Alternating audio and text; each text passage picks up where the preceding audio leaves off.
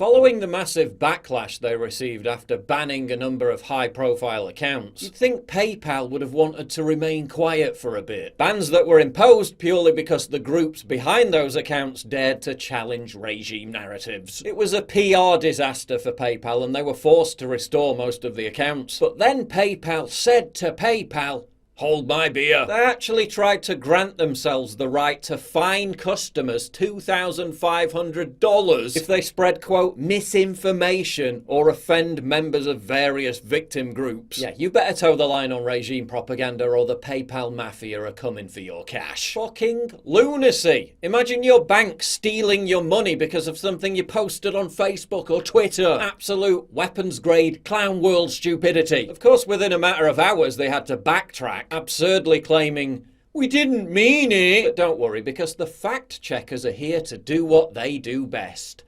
Hide what actually happened. PayPal has no intention to fine customers over misinformation. Verify viewers Bill and Ricardo asked us if PayPal is going to fine people for spreading misinformation. No. Here's where that claim came from. It came from PayPal. This fact check creates the impression that the entire thing was a hoax manufactured by conspiracy theorists. It wasn't. It was a deliberate policy created by PayPal, which they only rescinded as a result of the massive backlash they got on social media. PayPal says it never intended to fine users for misinformation. Yeah, they only wrote an entire user agreement outlining their intention to do so, but they never actually intended to do it. This fact check is hilarious. Is PayPal going to fine you $2,500 for misinformation? False. Because they retracted it, therefore it never happened. The fact check bolsters the ridiculous claim that PayPal just made a mistake when they issued the policy. And now in a week, in 6 months, in 6 years, anyone looking back and searching for this on Google will be misled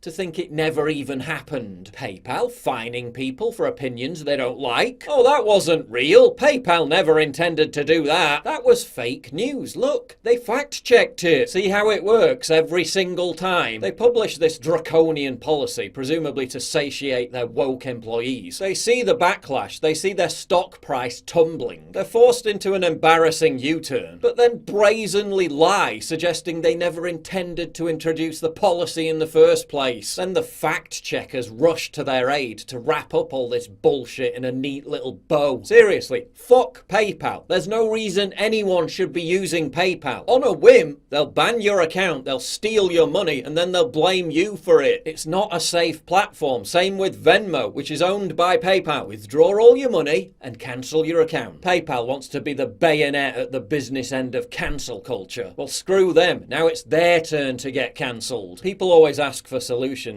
Well, here's one solution. Close your PayPal account right now, today. Bosh. Done.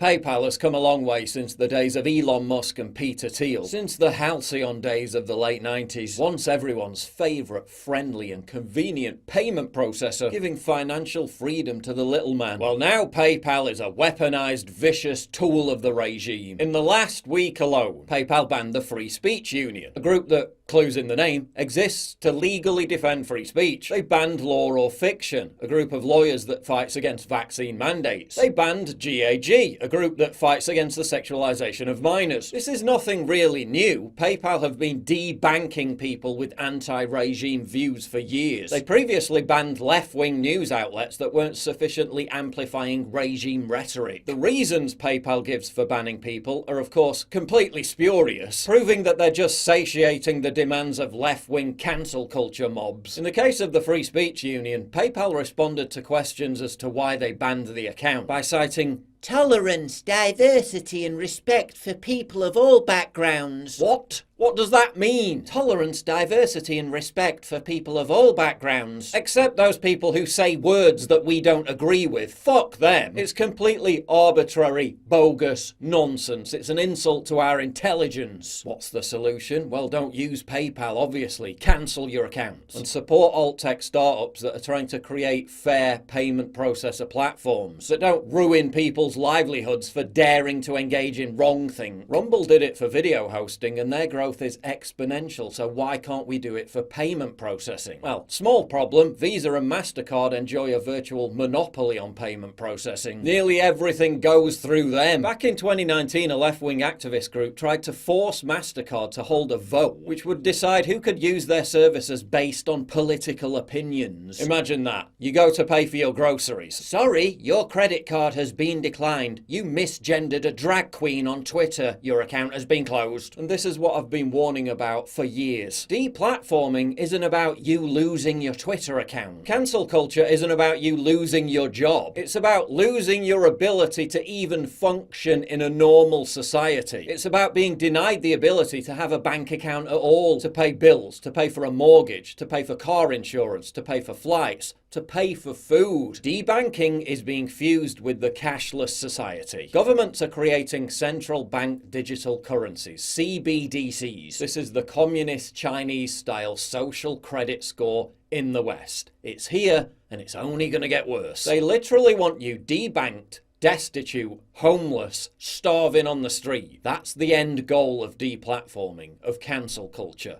The complete and total subjugation of human existence. There's an easy way to avoid it all though. Just keep those dangerous opinions to yourselves. Just sign over your soul to the regime.